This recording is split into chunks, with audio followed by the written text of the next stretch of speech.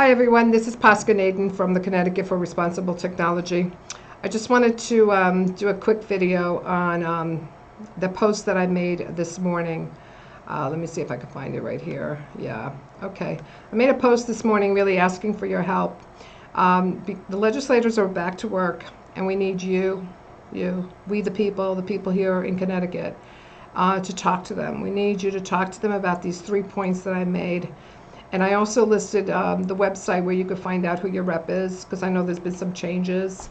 And with these redistricting things that happened last year, I found out I had a new rep, of course. He was on the ballot. Little town of Easton got split, you know. It never made sense to me why you would split a little town of 7,000 people. But be that as it may.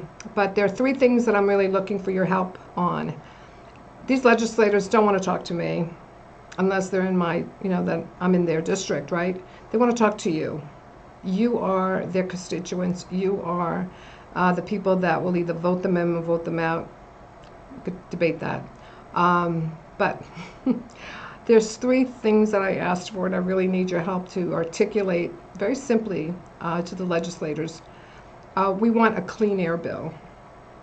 There's a bill that's already been developed and written, and it's been evaluated by at least, a dozen or so other states, and they're considering it seriously.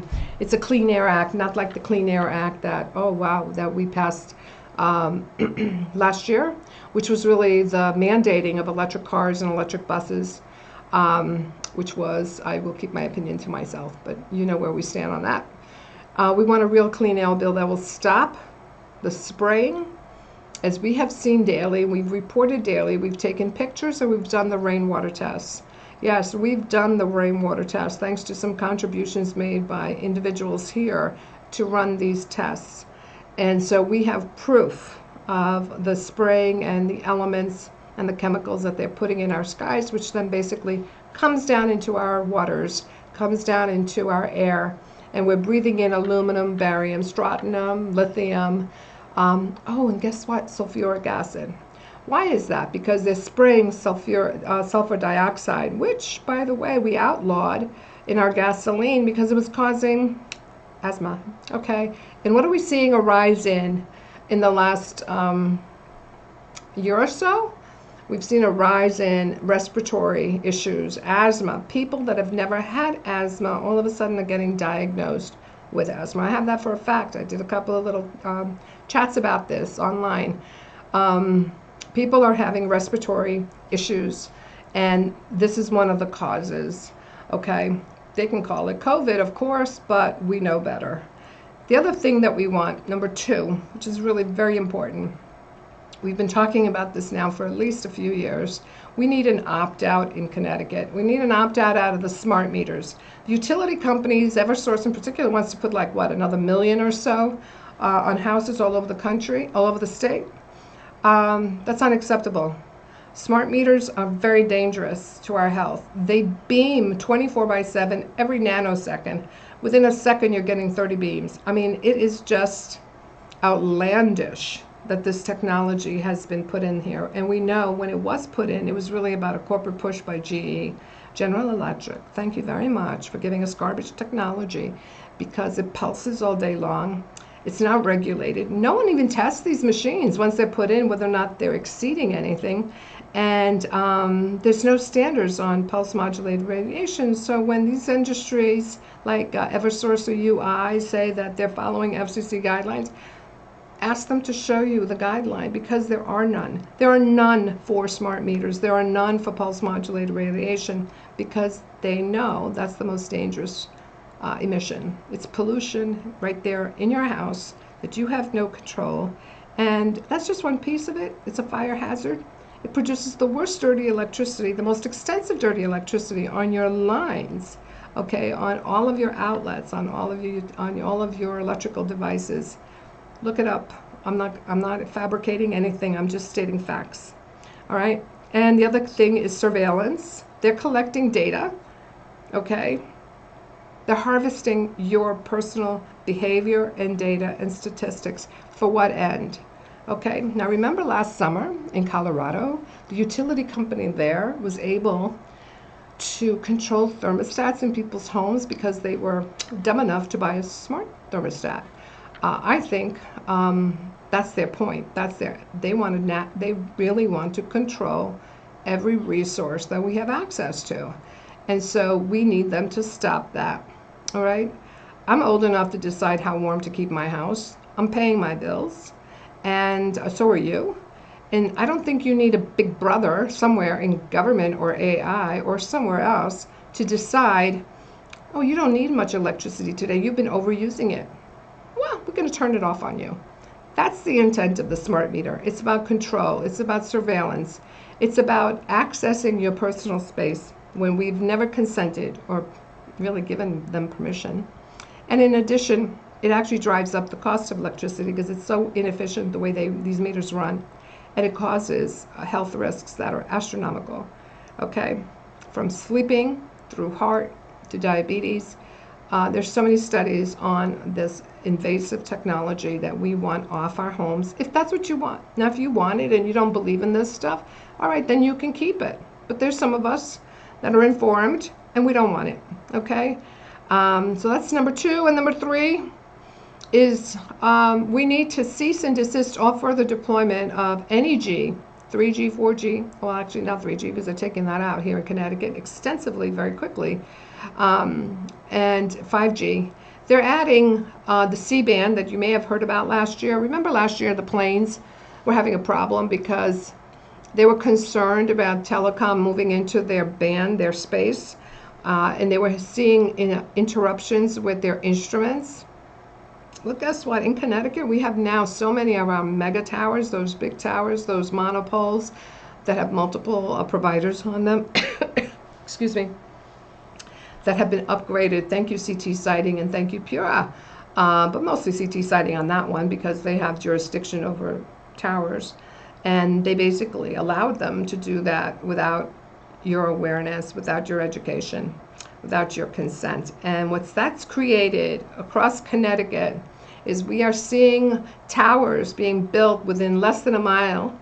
And somebody actually thinks that that's okay in Connecticut, which I'm really shocked because we have very smart people here. We're like one of the most highly educated states in the nation. So that kind of surprises me. But within less than a mile, we're putting mega towers. Go drive in Milford, Boston Post Road. You got one by Toyota and you got one by the fire station. And down the road from that, they're all over the place. And that's only happened during this lockdown. Hello.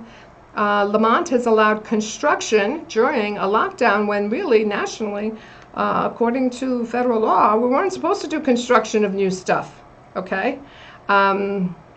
So we need to stop this. It's excessive, the amount of radiation, the amount of upgrades that have taken place, the amount of utility poles that have been upgraded to include antennas, the current application rate by these industry people who are heartless and mindless and soulless because they really don't have a problem putting everything on top of each other.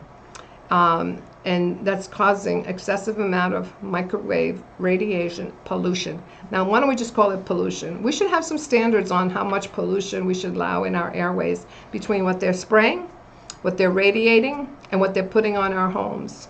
So those are the 3 points. I'm passionate about this because when you lose your health, you lose everything. If you cannot get up in the morning because you've been bombarded by a smart meter that might be on the side of your bedroom and you're feeling groggy and brain dead, and then you have health issues and you have cancer and you have tumors and you have leukemia and you have this and that, okay, you really can't prosper because you're sick. When we don't have control about what's being put on our house, what freedoms do we really have? And when we don't have control what's put in our towns, because you have these agencies that are our employees, last I checked, we pay their salaries, okay, that have become industry captured, doing their bidding instead of our bidding, then we have a problem. Okay, so if we're not taking control of our airways, reducing the microwave radiation, we're heading down a very steep and deadly slope of illness, death, and really loss of our freedoms through the heavily technology that is really there for surveillance. So I did not polish this talk. I just am talking from the heart. And I just wanted to kind of preface this with check out the short post that I made. I try not to rant about this thing, but you have access to these legislators. You vote for them, all right? They have an oath of office, all right, that they took to honor the Constitution of the state and the nation. And that is very, very important because they took an oath to honor the Constitution, and they took an oath to honor the Connecticut. And this is about making sure that you and I are protected, all right?